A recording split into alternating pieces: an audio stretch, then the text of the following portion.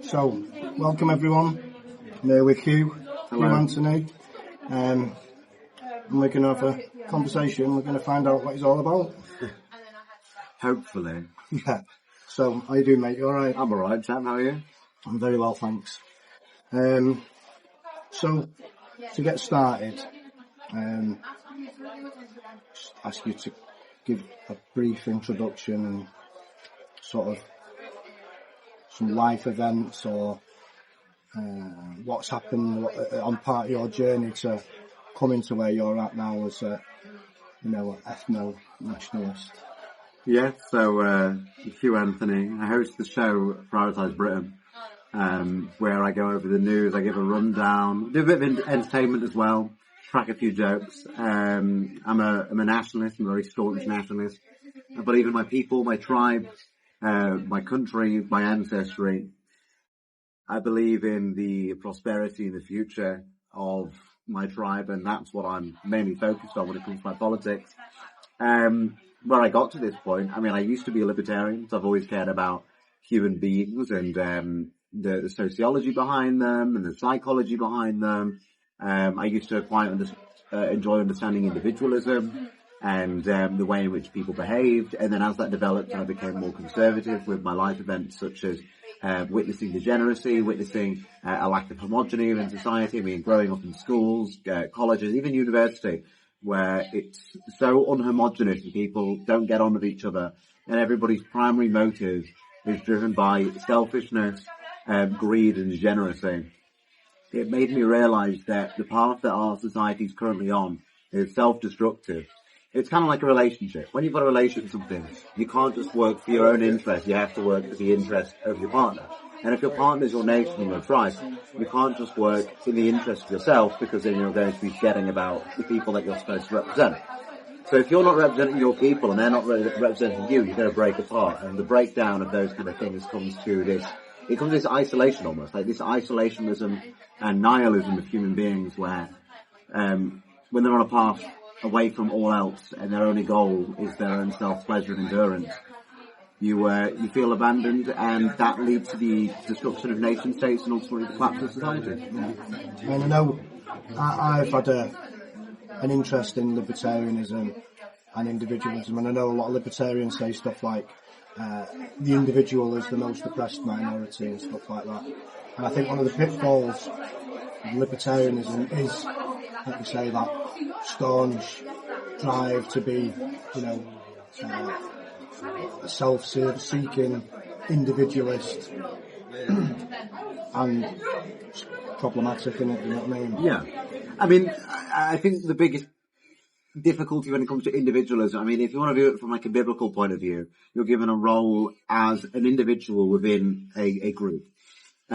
So I think it goes against the biblical teachings to think that your entire worldview should be derived from your own self-acceptance, because that goes into the ideas of original sin, like greed, lust, those kind of things. Pride. Yeah, well, yeah. If you give into the idea that you exist within your own cortex and that is it, then you're going to be giving into the pleasures that make you feel good, rather than the idea of like, I mean, one of the big things that people always say is, well, look at a nation's always required sacrifice to go where it is. Look at the world wars.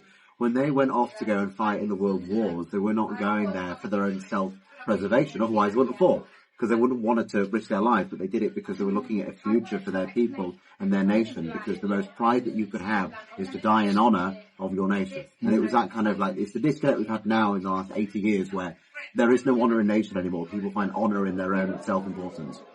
Yeah, I agree. I know people say stuff like, when you're an individualist and you're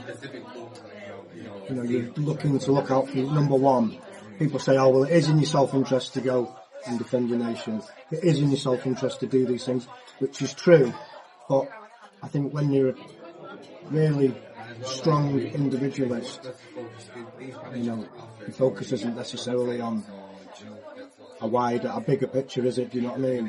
When you put yourself at the centre, you kind of, it's like having blinkers on, isn't it? You don't really see the wider picture of what's going on. You live in ignorance. I think, yeah, I think exactly. it's this veil of ignorance and this many philosophers have spoken throughout history, a lot of, especially political philosophers in the last 200 years have spoken about the idea of like this veil of ignorance where because you're blindsided by what you want, you're not seeing the bigger picture. The bigger picture is always more important. I mean, it's like, say if you're driving a car, you're really focused on like what's in front of you. You're not looking at any of your mirrors. If you change lane because you're focused on what's in front of you, you don't check your mirrors to your side. Someone else is coming there because you're not working together in coalition.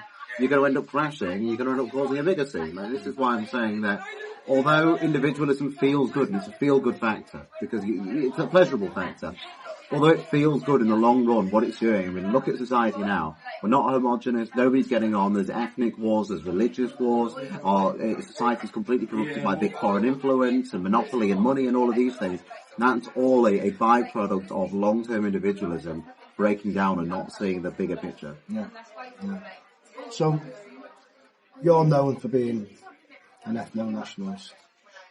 So for you, what are like the core values and principles that make you an ethno-nationalist? Well, I don't even like the term ethno-nationalist.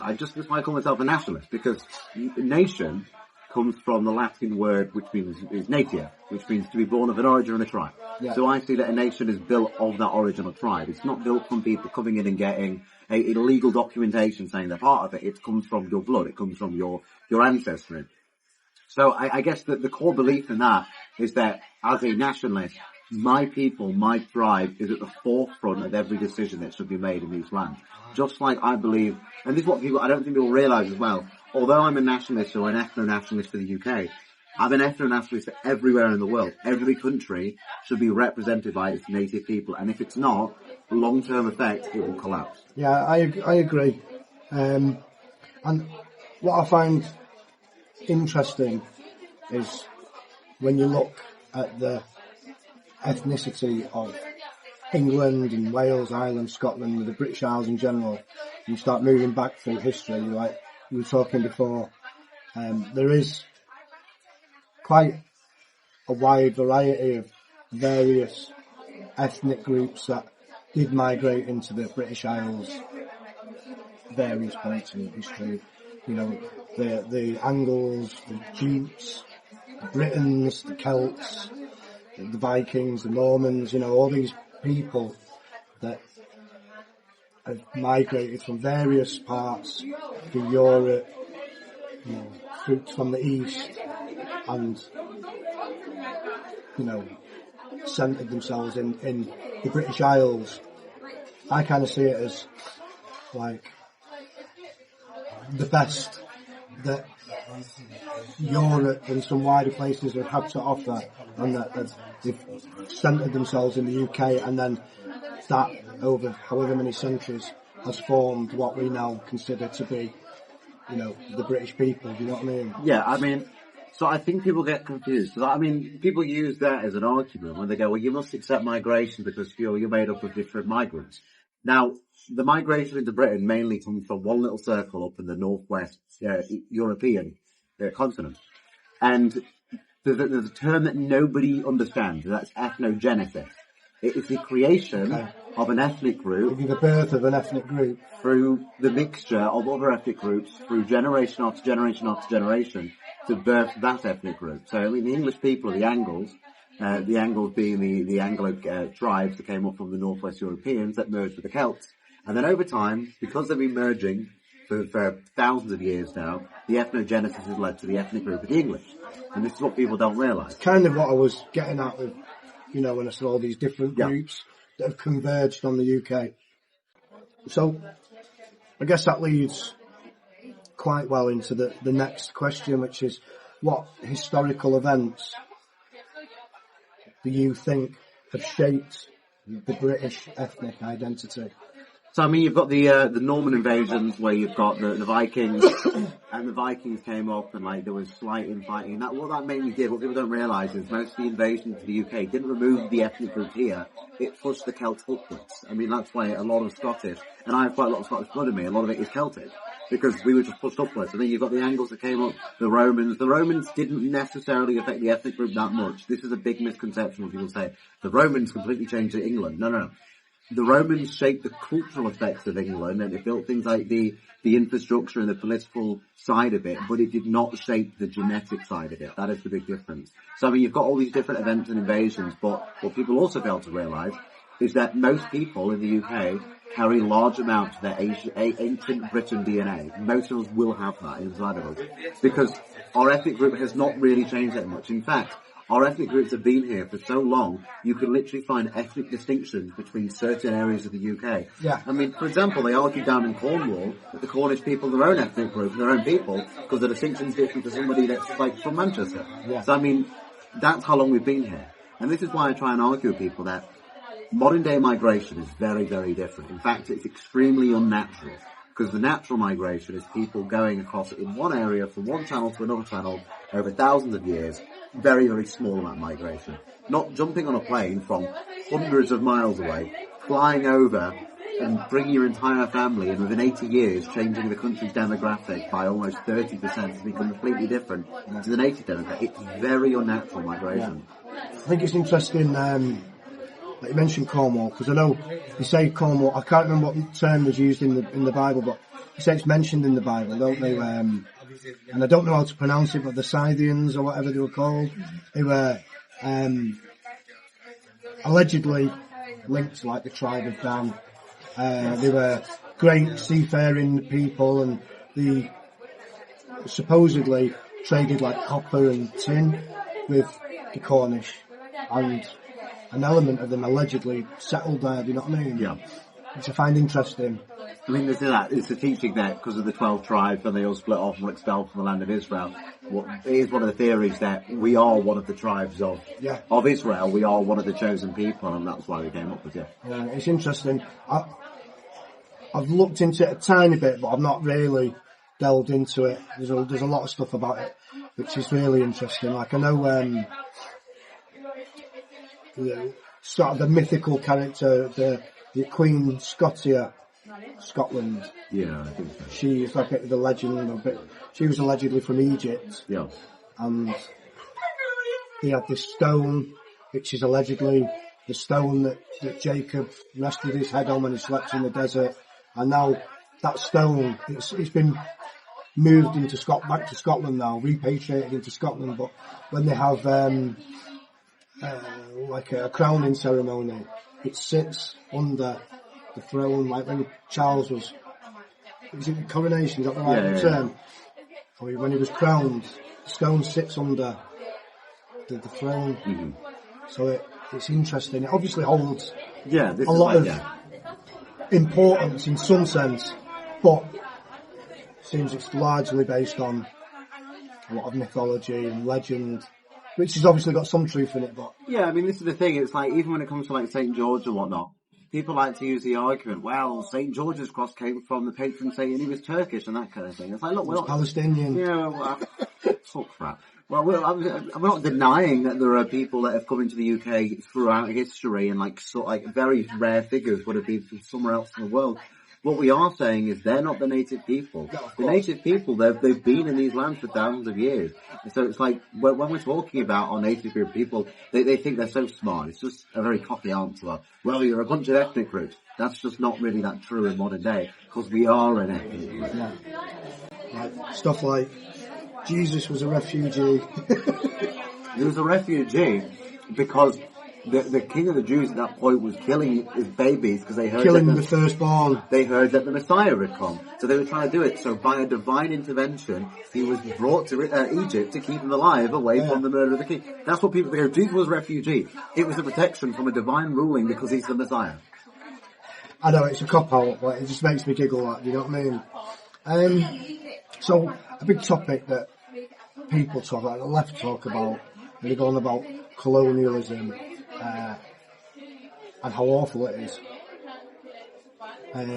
What's your views on British colonialism? Like, you know, the British Empire and the things that they've done around the world. I think the British Empire was probably one of the best things that happened to the world. I mean, it brought education, it brought transport, it brought technology, it advanced basically a quarter of the world. I mean, even look at Sub-Saharan Africa. We gave them the ability to actually have a functioning society, although collapsed now. Like, look at Rhodesia. It was a functioning society. It was a hub for them. there's a lot of red tape on colonialism. Now, I think what people don't recognise is only about 30% of the actual British population was ever actually involved in the British Empire. The other 70% was at home being taxed to hell to pay for the colonial expansion throughout the entire globe. What people don't realise is, yes, there were bad things that happened, but they have throughout the entirety of history. What you cannot diminish is the fact that empirical natures are natural. The world is always fought by empires. And I've always said this. Eventually, I would advocate for an empire to be rebirthed, be it a European empire, be it a British empire, because if you don't create empire, you are going to be squashed by other empires of the world. And this is what we're seeing now. American imperialism, that's beginning to take off because America is an empire, although it's not, people like to think it's a military empire, it's more of a financial empire. I always say that America is not ran from Washington, it's ran from Wall Street. You've got the Israeli empire, if you want to recognise that or not, it does seek to expand, it does seek to put its national interest first. Chinese empire, the Russian empire, these are all empires throughout the world that are expanding rapidly. So when it comes to the idea of colonialism, you have to understand that the entire world has always relied on some form of colonisation, and it is a game of survival of the fittest. You either look towards the future of empires, or you will be ruled over and you will be squashed eventually. Do you think it's inevitable that there'll be one global empire? Or do you think that it's just going to be a perpetual game of, ever-changing borders and ever-changing power structures where different empires compete for dominance? In the most brutal answer, there will only ever be one empire if you eradicate every other ethnic group and you eradicate every other form of theological idea. There will only ever be one empire if there are one group of people that are following the same doctrine. Otherwise, that makes sense. Otherwise, there will always be conflict. Yeah. Okay. That's interesting. So, what do you think? Something that the left, especially, will just refute it's even a thing. Islamic colonialism. Yeah. Definitely real.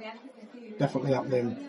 Yeah. Well, Islam is not as much a theological point of view as people believe. Islam is a political structure. It's always been a political structure. I mean, the entire point of, for example, the Crusades was to fight back against the Islamic Caliphate, the rise of the Islamic structure. I mean, the reason that the Islamic Empire went into things like Spain and Portugal and tried to, set up its own bases there as well is because just take it back to Muhammad. There's a big difference between Christianity, which is a spiritual idea of global spiritualization and collectivism, although it still believes, and I think there's many good arguments you can make, that Christians believe in nation states and do believe in nationalism. But just look at the difference in the prophet. Jesus came into town with a towel. Muhammad came into town with a sword. Islam was founded on the idea of brutalism and rule of power. Christianity was founded on resilience and the spiritual connection to the higher force. So because Muhammad was a warrior, and because his system sought to dominate through strength, not through resilience, not through a biblical anguish, but instead a physical anguish, that system has been betrayed into this idea where they're not fighting for their religion through spirituality and community collectivism, but they're fighting for their religion through literal brutalism. And that's why you see things in the UK like, I'm not saying that they go out their way to go stab people now on the street. What I'm saying is we should be fearful, because as we're seeing the rise of sectarian politics and secularism within the Islamic community, we get this idea of the Muslim voter bloc. And I don't think it's that big of an issue now, but we did see 5 MPs elected at the last election on an independent ticket for the simple reason that they're Muslim. So the higher the population and more segregated it is in these areas, they will begin to vote on the basis of who is a Muslim and who is not. And the more they vote like that, and the more Muslims they get into power, the more you will see an Islamic force ruling over our politics. And if that gets too out of hand to the point where Islam is the dominant religion, these areas are controlled by Muslims. I mean, Whitechapel's a no-go zone if you're non-Muslim, really, is it? I mean, UKIP was just banned from there again. So that is a fear, because that is where it plays into politics. Whereas although most of the country is still Christian, I'm sure there are majorly Christian areas in the country. We don't vote for them because they're a Christian. We vote on party lines and ideological lines. Yeah. But they're voting based on identity lines. And that's why you'll see Islam as a political structure. Yeah. I mean, I agree. I see Islam as a demonic doctrine. It's a counterfeit of Christianity and Judaism. It steals and it plagiarizes from those two things in order to present this false image of spirituality that's actually, like you say, driven for political reasons, to dominate, to control. I mean, it literally means submission. Yeah. And you also have that same concept in Christianity, to submit to Christ, but has different meaning. You know what I mean? Yeah. But we do see that now, don't we? Like, I think it's glaringly obvious what's going on. Like, we've got a Muslim in the Home Office, Shabana Mahmood. You know, we've got convicted terrorists running for council in Birmingham. We've got, you know, in places like Oldham, you know, almost tribal warfare kicking off between different Muslim politicians that are vying for power there. And like,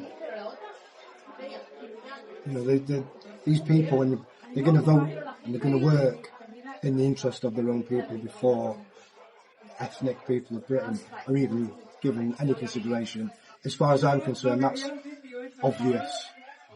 Do you know what I mean? Yeah, I mean, it is obvious. This is, so a lot of the time what I actually advocate for is I say, look, we can purity spiral about different social values. I mean, I'm a traditionalist, so, I mean, I could argue about, like, my views on abortion, or my views on women's voting, or my views on the LGBT, or whatever.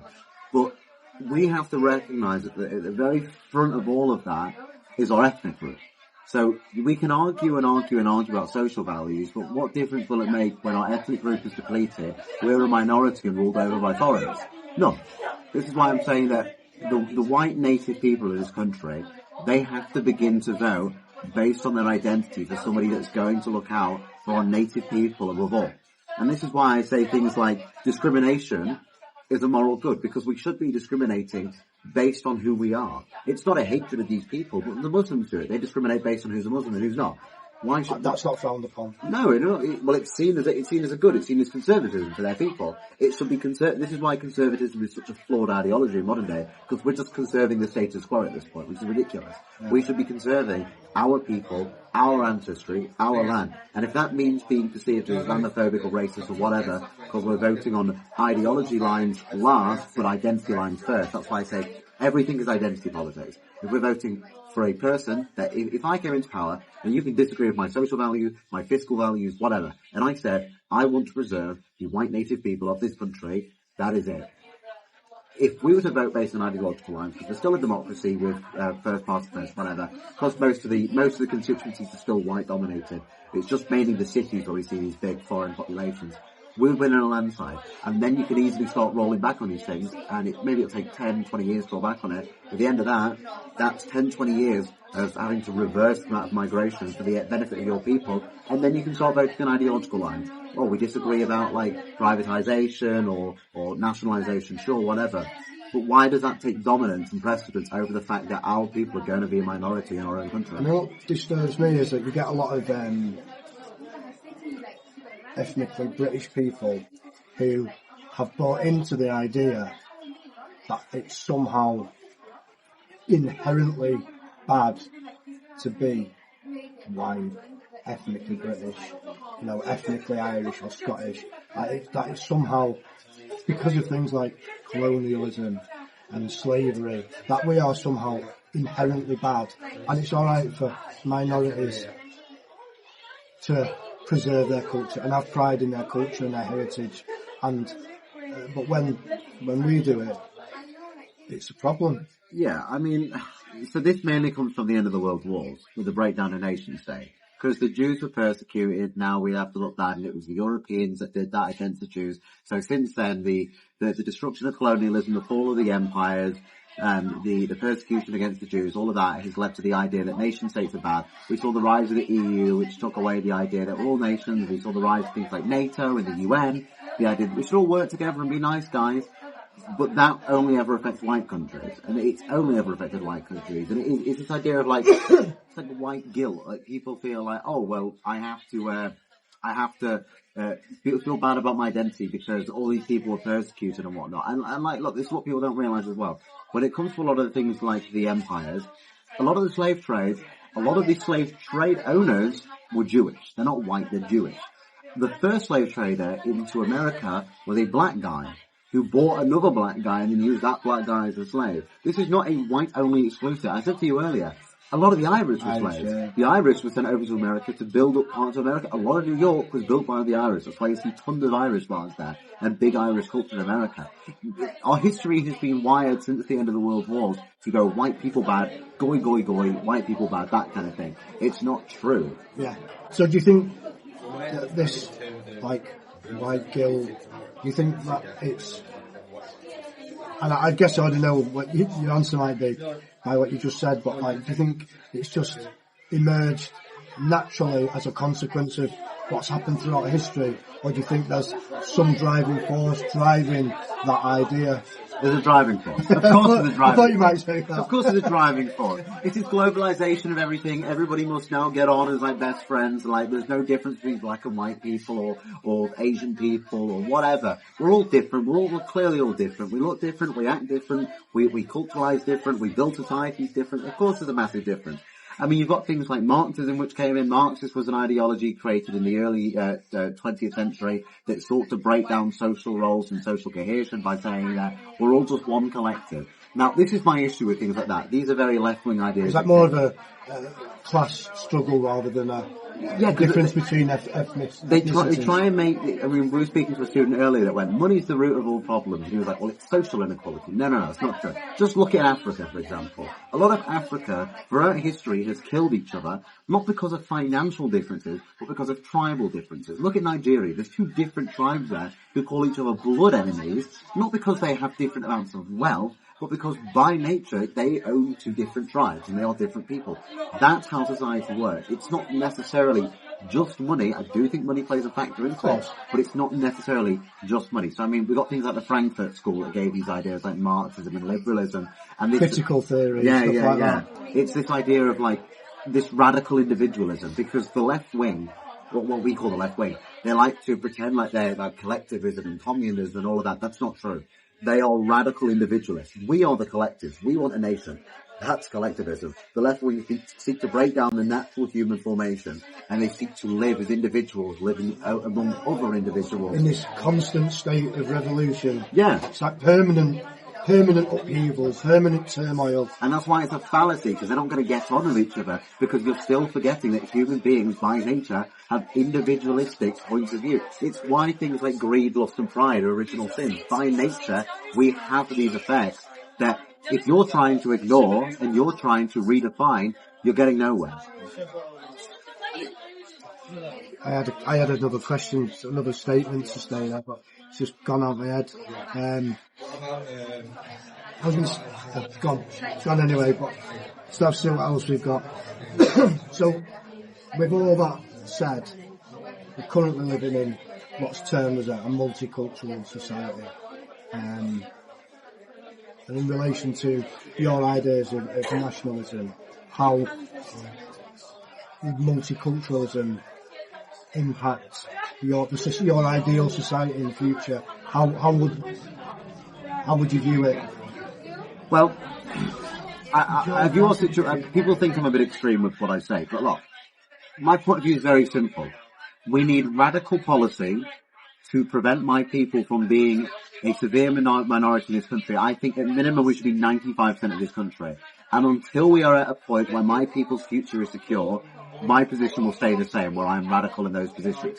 Once we get to that position, I'm not saying that we can't mix in with like European neighbours, because Europeans will always be our best migrants, that's just true. I'm not saying that we can't work diplomatically with other nations. I mean, it was Enoch Powell that said that an Englishman can love India and not want to see India on the streets of Birmingham. It's not that we don't appreciate other cultures, it's that we have our own culture, and that culture should be dominant, and our people should always be dominant. So my ideal society, I'd want to work diplomatically, because I'm not an isolationist. I don't believe that we should be on our own, with nobody else around, not talk to like the Japanese or the Chinese or the Indians or any of that, but we should work them diplomatically without needing to import their entire nation into our border. Yeah. And that's what people think. They think that because you're advocating for the British people that you are isolationist. That's what they think. I know they do. It's crazy. I've never even said that. I don't believe in isolationism. It's crazy. We're a tiny little island. You think we can just sit there without any friends in the world? Are you crazy? So, where we're up to now, what do you think is the biggest challenge facing Britons today in terms of the state of the nation, what's going on? What's the biggest challenge that we're facing?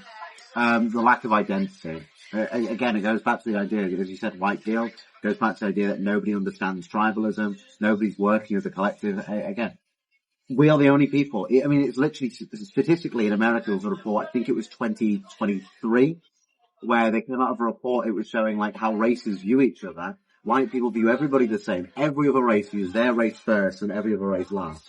That is how it works. We are the only people. So it's this idea of like white identity, white guilt, tribalism, national identity. That needs to be brought back, and people need to feel you can be proud to be white. You can be proud to be British. You can advocate for your own people. You don't need to feel bad that you say these people are different. I mean, I get really sick to death of being told by foreigners online that, oh, well, we're a multicultural society now. No, we're not. You're a guest here and you're going home. Simple as. Yeah. I think that's what frustrates me, is that you're not allowed to be proud of being English or British. I guess, you know, what can we do then to address the inequalities and the injustices that ethnically British people are being subjected to at the moment? So I think one thing that people can do is, I've always advocated this, get into politics, get into one at a local level, go into your council, run on a policy of that you do care about your people. Nationalism is a very popular policy, but because of the way that our system is, people do this weird idea of, well, we've got to vote for the lesser of two evils, which is why I've spoken out multiple times about reform. Reform is not nationalist, they're liberals, they want that-right economics, they'll sell it out to global markets, and they're owned by a bunch of foreign entities. They are not on the same side as us. Stop doing this idea of we'll vote for the lesser of two evils. Because I mean, if you put that into principle, that's like me saying, okay, pick between Stalin or Hitler. You have to pick one of them, vote for the lesser of two evils. It was a dumb idea, because you just wouldn't want to vote for either of them, would you? So giant douche sandwich. It just doesn't work. So this weird, like, evil idea that you have to vote for the lesser of two evils. No. If you want, advocate for independent policies. What the Muslims are doing. They're independent. They're advocating for themselves. They're getting themselves in based on identity. Advocate for that. We have to build up the youth to be proud of who they are. And this is what I do. I mean, this is the one thing that people don't see on my channel or whatnot. Whenever I'm out and about, or going to protests or whatnot, I get a lot of mums come up to me or grandparents come up to me. They want a photo. They say, my kids watch your show. They love what you're doing. I draw in the younger generation, because the younger generation are the ones growing up in the society where they're rejected. Give them a society and an idea of a future that they're allowed to have, and tell them it's alright to reject the ideas that you're having drilled into you by social media, schooling, social groups. You don't have to agree with multiculturalism. You don't have to feel like you have to accept your own replacement. Fight back against it. Yeah. Simple as. Yeah. So I was in favour of reform for a while. I became a member on some knee-jerk reaction one day. I can't remember what it was, but something happened in the news, and I was like, right, that's it, I'm joining reform. Joined as a member, and then recent months I'm looking at him and I'm like, they're not going to do what we need them to do. So if there was an election tomorrow, who would you go for? Who would you vote for tomorrow? I'd run.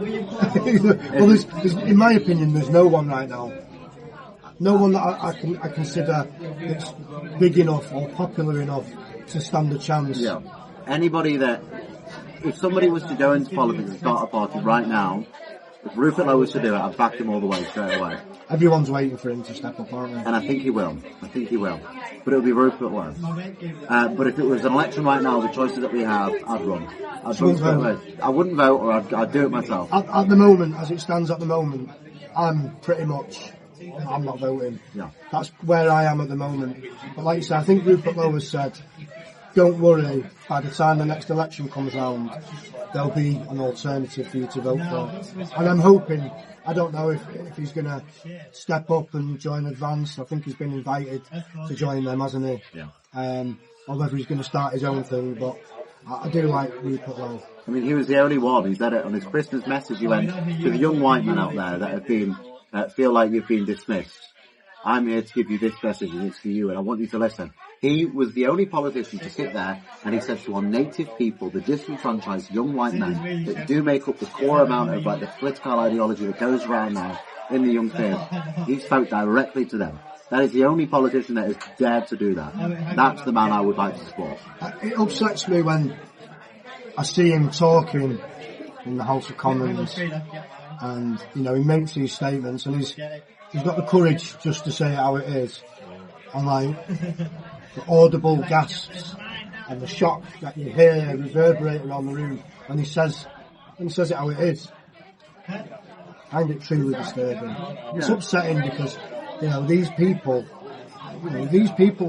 are shaping policies and legislation that's affecting all of us. And the minds, they're not their own anymore. Yeah, I mean, it's because, again, it goes back to, like, they're too focused in their ideology and party lines. They live in such a dysfunctioned, distorted version of reality that they're not understanding the average people. I mean, Rupert is the only politician I've seen speak out against the amount of legal migration as well. And he mentioned it in Parliament, and you could audibly hear how shocked everyone are. How dare he mention legal migration? Well, that eclipses legal migration by a long shot. Well, yeah, of course it does. Legal migration is about 2% of all migration. Legal migration. I mean, last year alone, I think we had about 800,000 migrants. Not even net, because people go net migration. No, ignore net migration. Net migration is just the difference between the amount we lose and the amount we gain. Look at the total migration. We lose probably 150,000 native white Brits, and we take in about 800,000 foreigners a year. That is crazy now. So he was the only one to mention it, and everyone's shocked going, how dare he say that? You can't say that. They have a beautiful blue passport. Such a passport, I'll shred it. Go home. That's how it should be. It's like, this document makes it all morally and ethically sound because it's enshrined in law. Do you know what I mean? This is what I find really weird as well, because passports are a very new creation. The first passport that is in like modern day passports were only created in 1914. Really? Is that all? That's it. I mean, we had documentation between realms and whatnot, but modern day passport, 1914. People don't realise that. They're a very, very new creation. Why can this piece of paper that was created just over 100 years ago dictate who is allowed in my land who has been here for thousands of years and not? 100 years compared to 1,000 years of history. I don't think so.